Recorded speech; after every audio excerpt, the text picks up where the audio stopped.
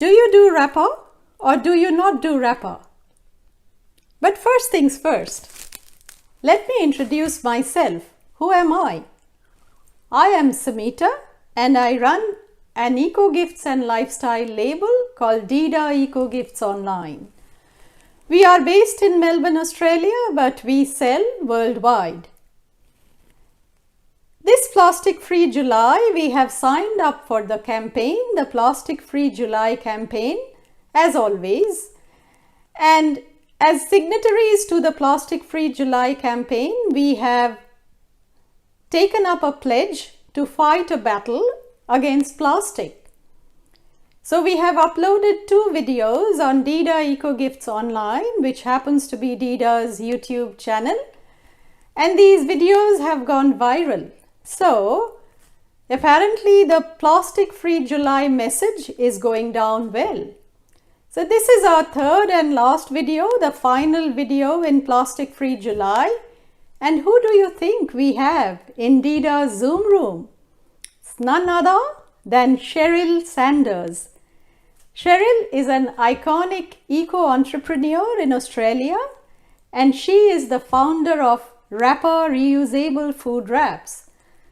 Now, in a span of just a few years, Wrappa Reusable food wraps has become a household name in Australia.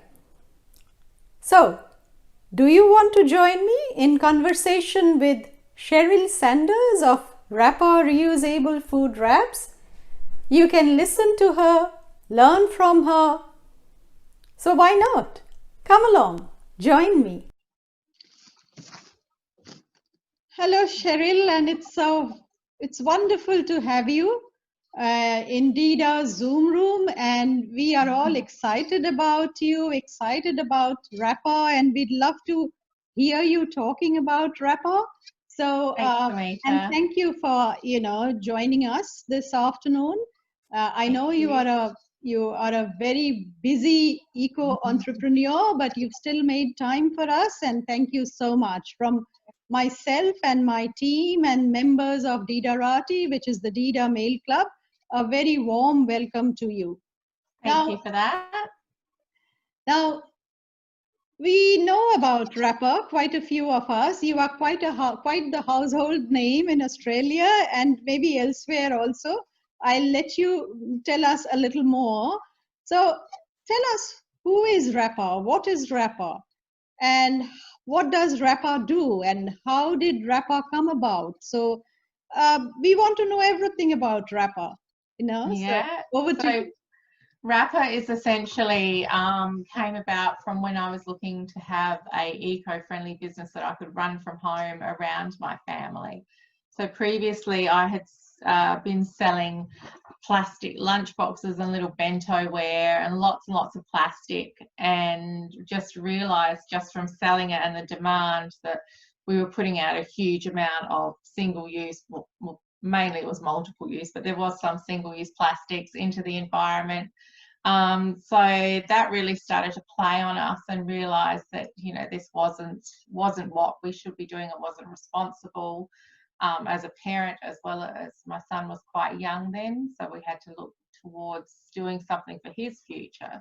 So we worked at trying to create something using the knowledge that we already had, and helping mums get their kids to eat and school lunchboxes and stuff, and make something that was a little bit more environmentally friendly. And we had heard of beeswax wraps before, and there was really nothing on the market at that time that I could say that the customers that followed us were prepared to buy. There was nothing that was bold and colourful or pretty or attractive for most households. So what we did was we started to make some wraps using the little knowledge that we could get off the internet, which 4.5 years ago was very minimal. There was very, very little anything on there. We knew that we needed beeswax, and we knew that we needed jojoba oil, and that was about it. So we had to sort of piece together recipes and ingredients and trial and error. So that was me just doing that in our front room, and I started out with 1 kilo of beeswax, which I was very nervous in buying from our local beekeeper.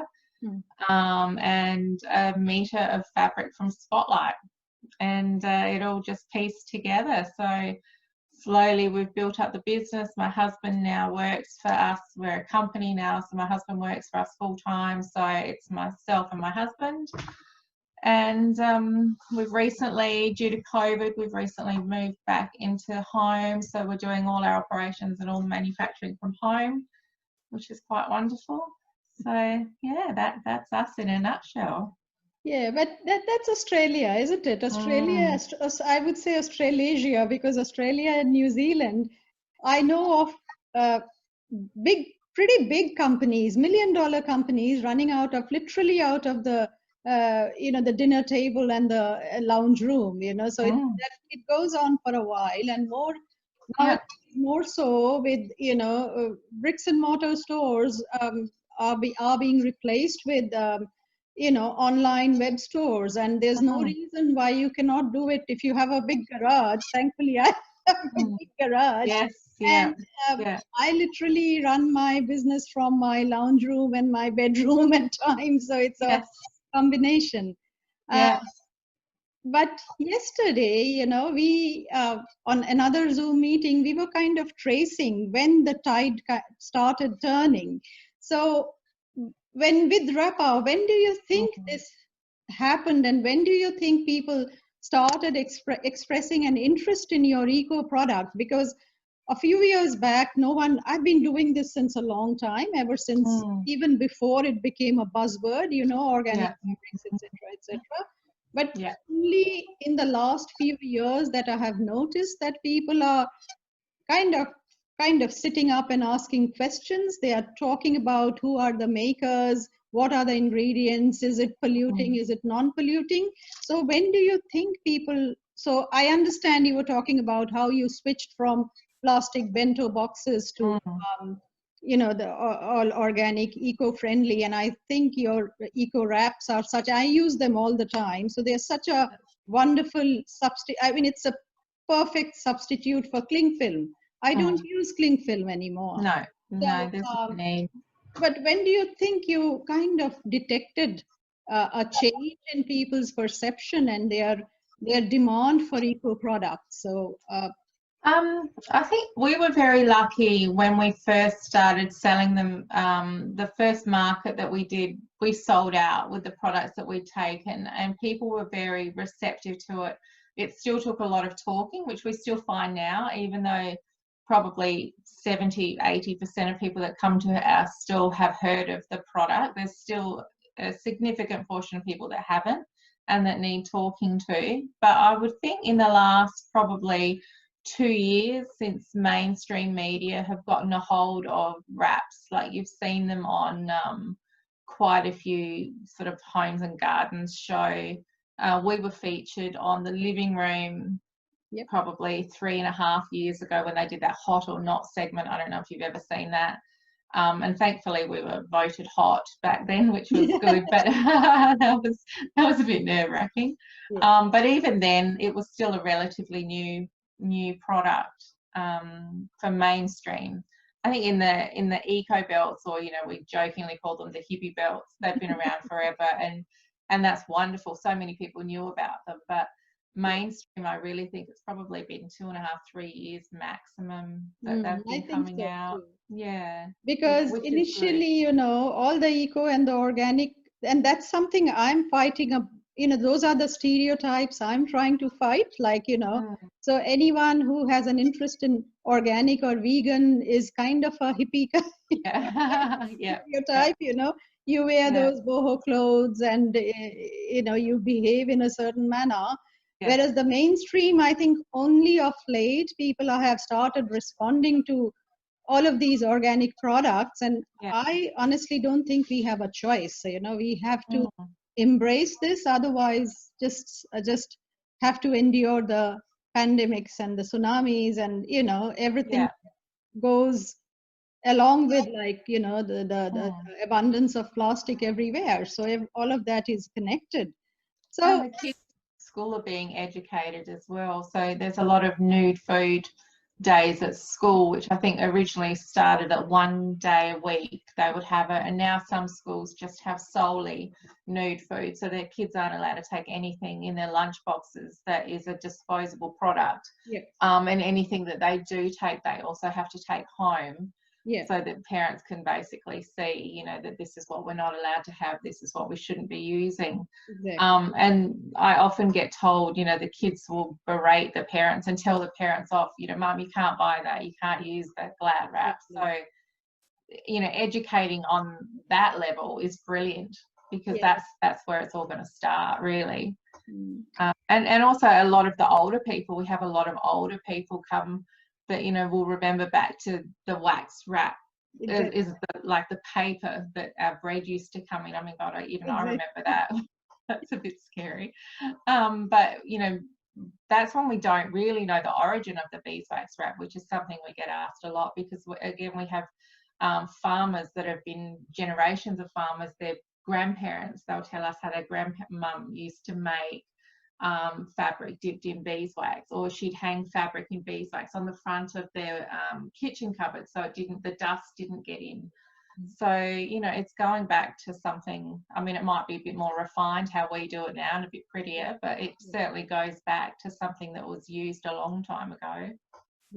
Yeah, we are going back to the basics. I mean, I recall my grandfather, he used to take these calico bags whenever he went out shopping. You know, he'd go, because back then people they liked buying fresh veggies, so he'd go to the markets every morning, so there would be nothing that they probably for a very long time they didn't even have a refrigerator, so everything would be bought fresh and wrapped in newspaper or leaves. And I mean, I just saw a French company, it's gone back to leaves, you know, just for packaging, and which is exactly what used to be done then. So no plastic, no single-use plastic, and then wrapped in paper, newspaper, or wrapped in leaves, and then put in your calico bags, and then you came home and you cooked it fresh.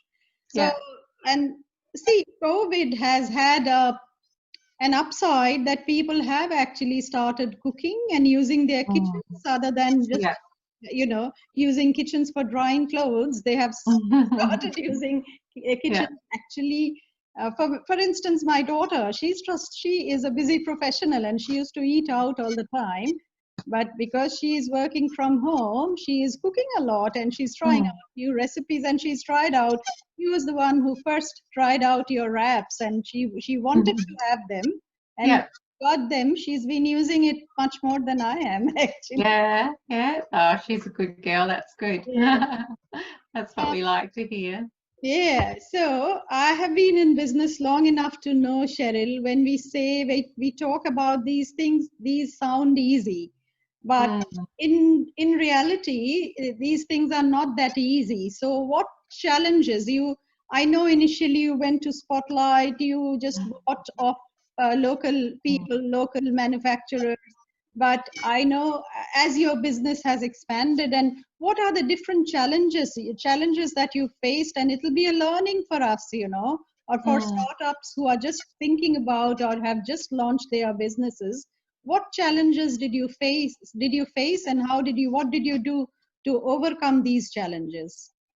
So originally, I think the first challenge was in the fabric, because we were buying from Spotlight, and originally it was small amounts, you know.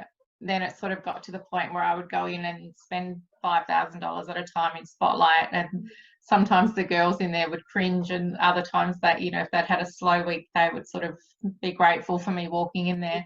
But then it was the biggest goal I had at the beginning was to make sure our fabric was organic, which was very difficult to get anywhere locally. And then also to design them. So luckily and very gratefully, I met you, Samita, so you've helped us wonderfully with that. So that was a big challenge. The beeswax wasn't a challenge, because we're very lucky that we live in South Australia. We have amazing beeswax, and we get our beeswax from predominantly Kangaroo Island, so it's the Ligurian beeswax. Or we have another wonderful beekeeper in Laura, up in Laura, who also supply us with wax. So we're very lucky. They're making sure that our jojoba was Australian jojoba and supporting the farmers there. We didn't, and we still haven't gone for the cheaper option of using coconut oil or something that's a lesser quality, and then sourcing the resins that we use as well. So, you know, getting all those ingredients as locally as we possibly can. It's not always the case, especially with the resin.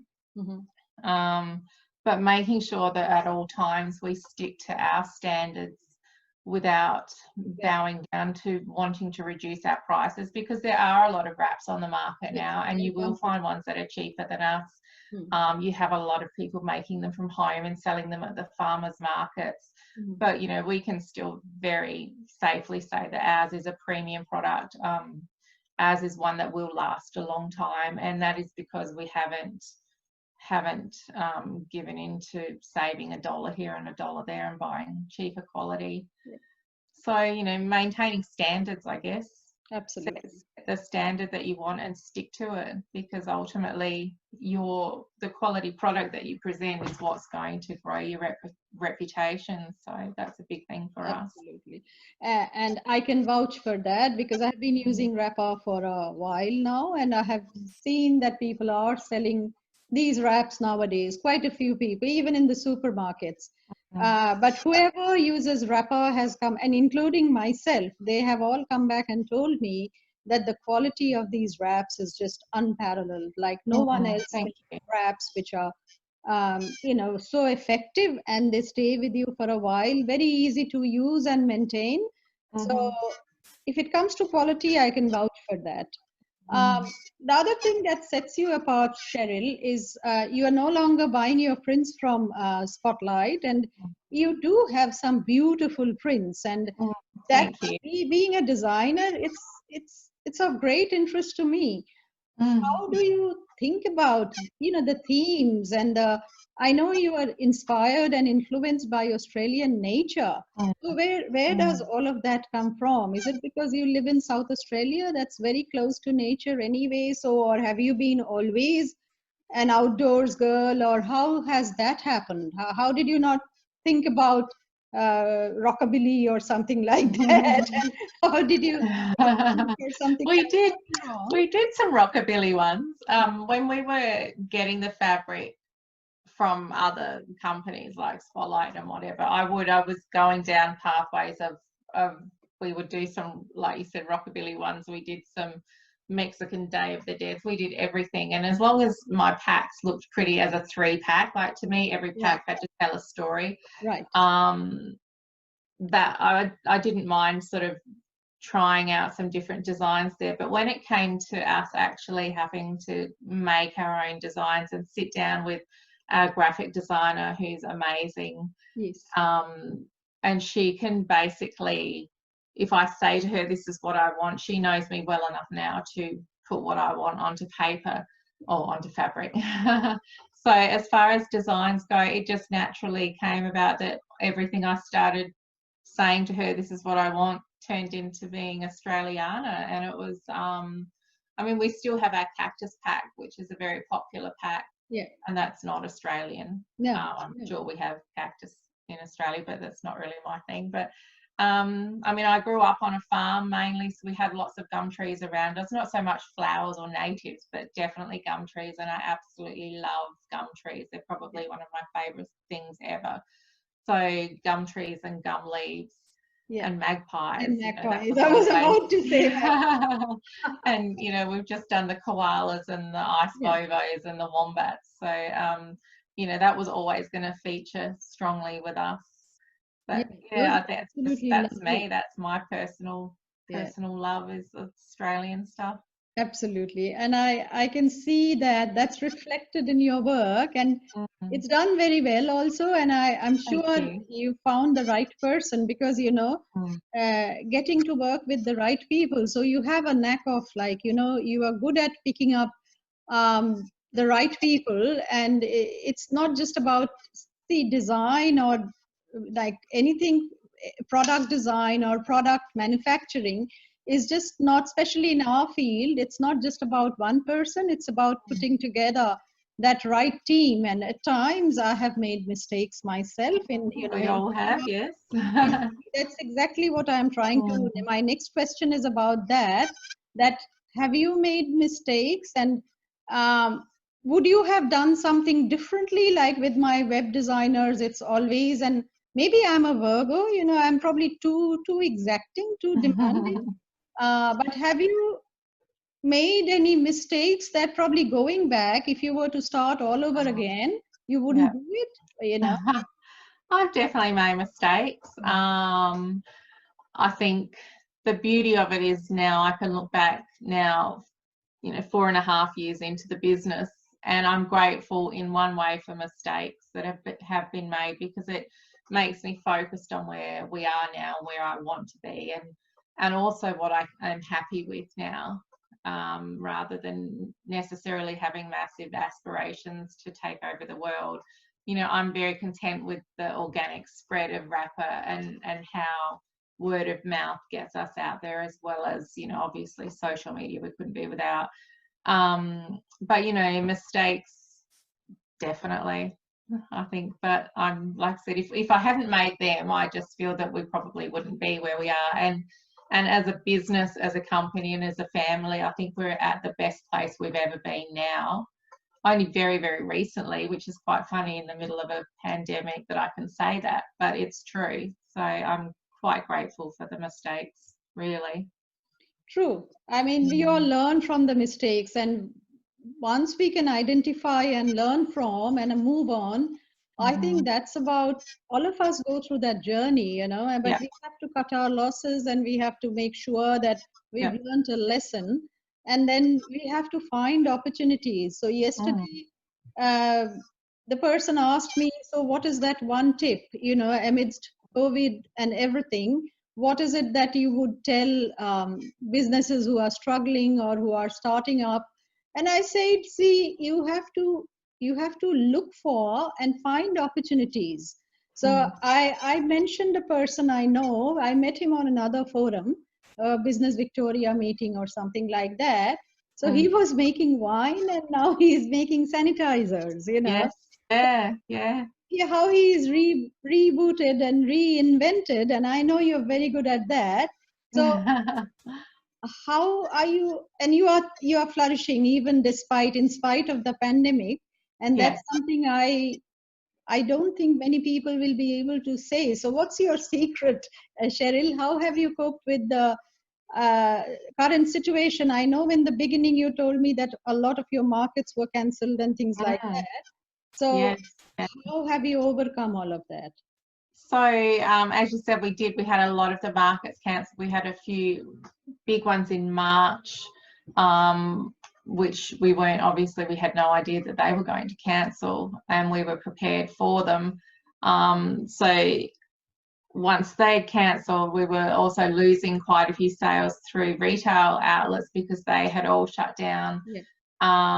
So we have started making other products as well as wrap. So we've started doing a reusable kitchen wipe, which is selling really well. We're just releasing a facial wipe as well.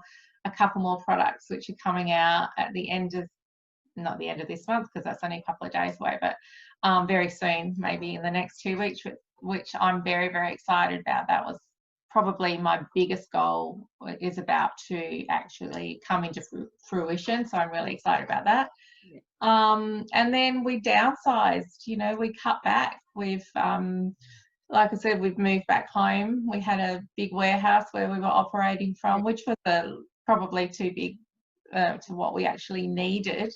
But the lease was coming up. We decided to make the call and not renew the lease. So we came back home, and it was a strange feeling. It wasn't a feeling of failure because we hadn't failed and we were still in business. But, I no longer have a dining room and I no longer have a lounge room, and we have a big storage container or a big storage shed down the road at a local storage joint. But it's how I started 4 years ago, just me in the front room of the house. It's much bigger scale now and a lot messier and a lot more consuming, but you know, it's still, in a way, it's funny, even though we've downsized, it's still a growth step. So yeah, we've just had to adapt, and that's the thing. I think if you can adapt, then you're very lucky, because a lot of people can't necessarily, and there's no room to adapt. We're just very, very lucky that we can. Yes, I think that's the catchword. One has to adapt to whatever circumstances, you know, whatever life throws at you, and that's what you have to do. I know many of the businesses have not been able to do that and not been able to survive, but you know, we always have ups and downs in business. So once you take stock of the situation and you are able to reinvent and adapt and reboot, I think that's the way to go. Yeah, we've also been quite fortunate in the fact, like you and I were talking before about the shops in the shopping centres. So to be we're part of a collaborative group in what's called a Meet the Maker store. So a dear friend of ours who owns On Made Organic Skincare, so she has developed these stores run under her branding and her name, and it's a group of like-minded and local businesses. And so we're part of 2 of her stores there, which have been fantastic, because not only is it getting handmade goods out there or sustainable, all the businesses in there are either handmade or sustainable.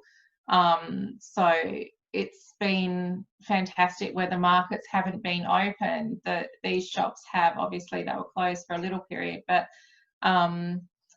they are open and they're back out there, and the feedback from the customers when they come in, you know, that we're actually seeing handmade items, quality items, absolutely, in big shopping centres. You know, that's a really big thing. So we're very grateful, because being part of that group means that we have had outlets to sell rather than just online or social media. So yeah, we're very lucky. A physical store makes a difference, no doubt, but it's only thing, you know, by yourself it's becoming progressively difficult especially in places like Melbourne with the overheads and all. I have lost so many accounts in the past who were running bricks and mortar stores. So if you are able to get together and run a physical store, I think that's a win-win situation for everyone. Absolutely. But you know, I don't know, should we be a little skeptical about, you know, there's a lot of the buzzword now. So as you and I were discussing a little earlier, that, you know, people have started talking about sustainability, slow fashion, organic products, ethical products, etc., which wasn't there a while ago, a few years back. No one cared about these things. So do you think that this is just a fad, or do you think it'll be ongoing, it'll stay, and it'll only get stronger, and it'll consolidate itself? Or what are your thoughts on this? Is it like ongoing, or do you think, you know, many things come and go, so do you think it'll be one of those things? I think sustainability and awareness is here to stay. I don't think it's a fad. Obviously, varying products that come out are going to be fad products, but as far as people being aware that the choices they make have repercussions, and, you know, if you buy this item, where's it going to be 5-10 years time? And, you know, do you really need that 4th pair of jeans or something like that? You know, people are making decisions and thinking before they buy. And again, education with the kids, they're learning all about it. The amount of kids that will still come up to us and say something about, you know, that horrific turtle video that was out there with the straw being pulled out its nose, you know, that those kids remember that, and they're going to remember that. So I think it's definitely here to stay, and it's definitely reaching many generations, which is good and what we want.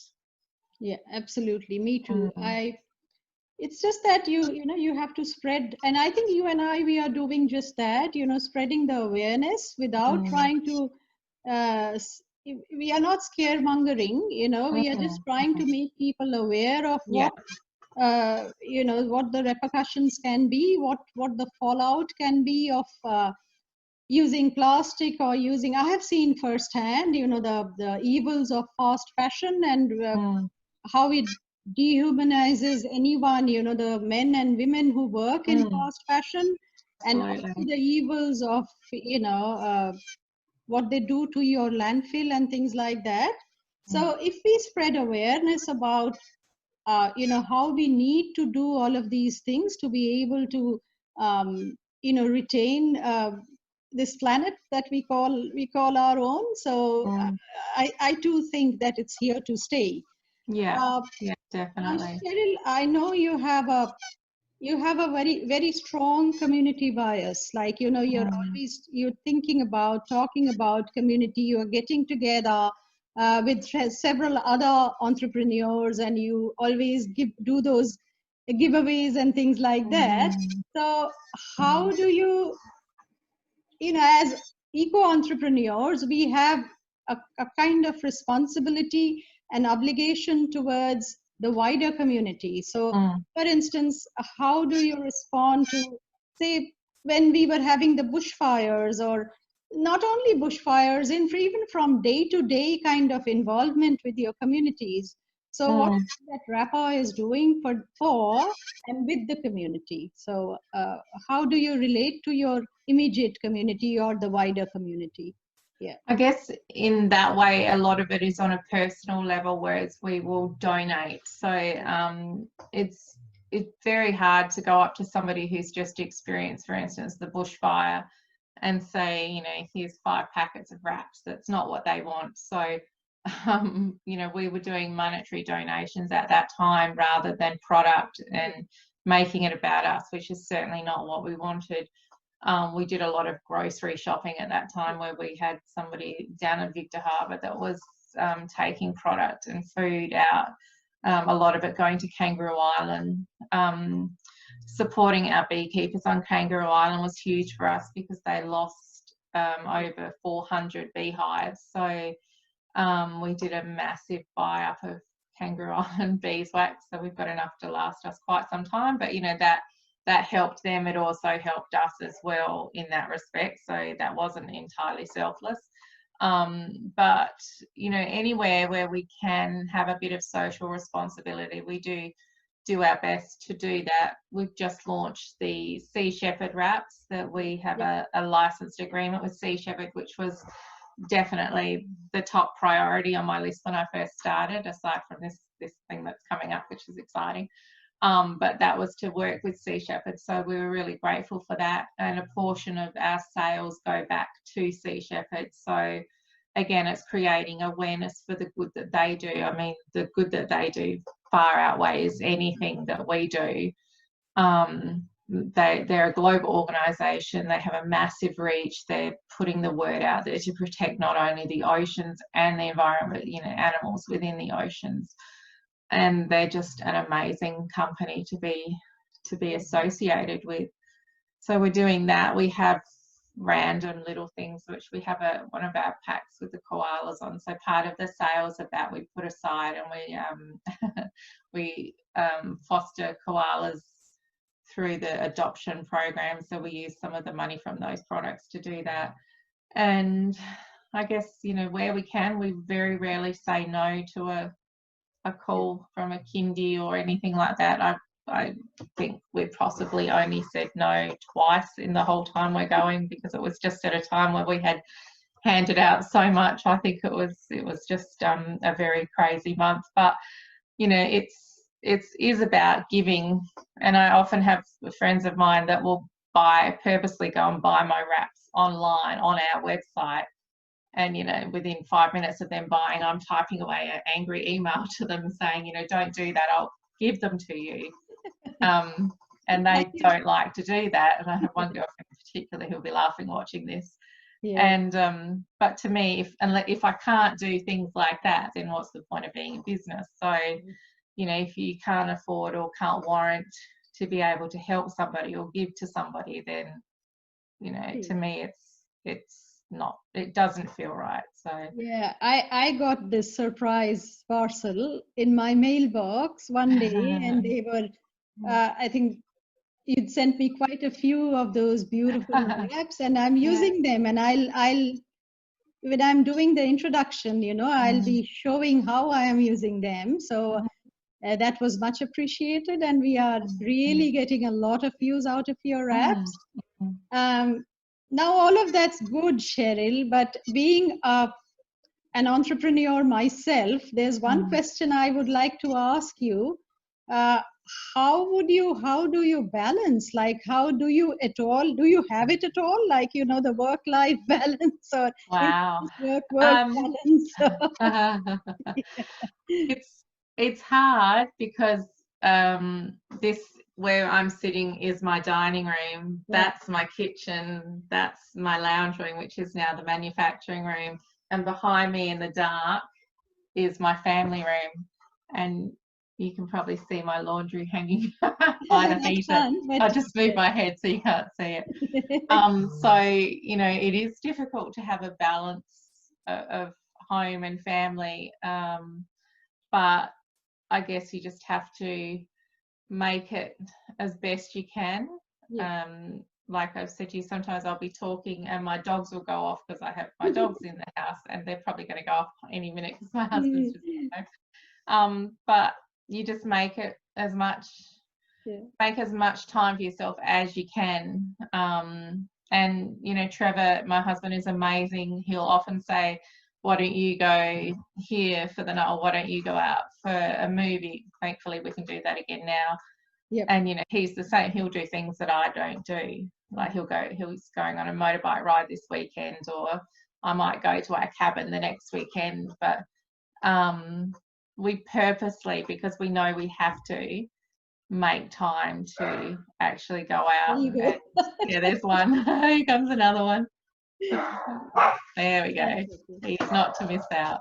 So yeah, it's just a matter of being aware and making time to have that balance as well. Yeah, true. And I think I mean, again, we would, you know, this came up yesterday, and I said, if you really love your job, you know, because women in business, we do it for money. Of course, everyone does it. You know, we have to earn some money from the business, but we also do it for the love of the business, you know. So, and once you really enjoy doing what you're doing, I think it is easier to kind of, you know, have that, even if there's a little bit of, like, you know, you have to spend a little more time, or if you have to give up on outings and things like that, and you work Sundays, work weekends. I like it, so I really don't mind, you know, so it's okay. No, that's right. And where else could you work in your pajamas? So exactly. Willy-nilly, you are your own boss. Of course, you have several, like you have your wholesale clients and retail clients, and you have several bosses, but even then, you know, you have a certain amount of modicum of independence, which is you wouldn't have if you were to do a 9-to-5 job for someone else. Exactly. You know? Yes. Yeah, that's right. So Cheryl, we've been talking for a while. The last question that I have for you, and this is a question that others have asked me, that please ask her. Okay. What is the advice? What's the tip that you would give to someone who's starting up or thinking about starting a business or struggling to stay afloat given the circumstances? What is it that you would tell them? How should they tide over? We don't know how long this will last, especially in Melbourne. It's still pretty severe. So they have asked me that ask her what is her best tip for small business owners, especially women. How do we tide over this entire situation, and how do we make a success of what we set out to do in our lives, you know, especially with the business. So what do I tell them? So what's that one tip you have for the entrepreneurs? That's a massive question, That's and a massive question. it really is. And throwing COVID into the mix of it kind of makes everything. It makes for a very different answer. Ordinarily, I would just say be focused on why you started the business and what your goal is, and always think, you know, what is it about this business that I love, which, you know, we were just discussing then, that you've actually got to have a passion and a drive. So if you're starting a business, for instance, you know, do you really want to make biscuits?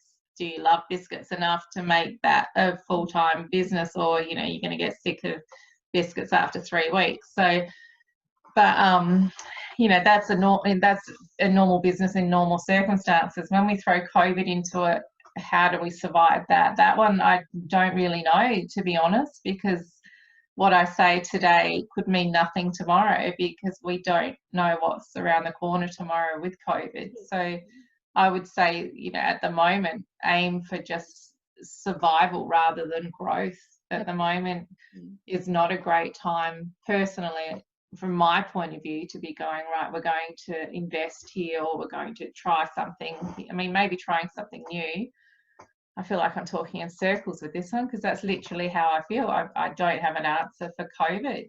And I would love to know if somebody does, but I guess just trying to stay focused and not overwhelmed, because it is so overwhelming. And I imagine, especially in Victoria, going outside and seeing people masked up, you know, that would be quite confronting. Which, yeah, we don't have here in Adelaide, thank goodness. But I don't think I've answered your question, Samita. Sorry. It's not easy. I mean, you know, I also feel that, you know, you should be a little careful, little conservative. Just conserve everything, all your resources, and this too shall pass. So once it's over, then you know, you can set out to just conquer the world. But right now, just stay afloat, isn't it? Yes, exactly. Just concentrate on survival. Absolutely. That's what all of us we are trying to do. So stay afloat. I agree. Yeah. So I think I'd really let you get back to your work. I can see the printer and everything right behind you. So I know that's work waiting for you. But I much appreciate, and my, you know, members of my mail club, my followers, my audience will really be happy. And they've been asking me, so I've told them I'll try to put it up on YouTube. Like, I'll make it live tomorrow as soon as possible. But very thankful to you, Cheryl, for coming on board and doing this with us and for us. And if there are questions, I haven't opened it right now to public, but if there are questions, I'll forward them to you. And if you you know, have a little time for, you know, those. Absolutely. Yeah, and you sort of write back to me, I'll be very happy. Thank you so much. Perfect. Thank you so much, Samita. It's been lovely. It's been an absolute pleasure, and best wishes for Wrappa, you know. And you. Thank you. We will talk soon. Okay, wonderful. Thank you, Thanks, Cheryl. Samita. Bye. See you. Bye-bye.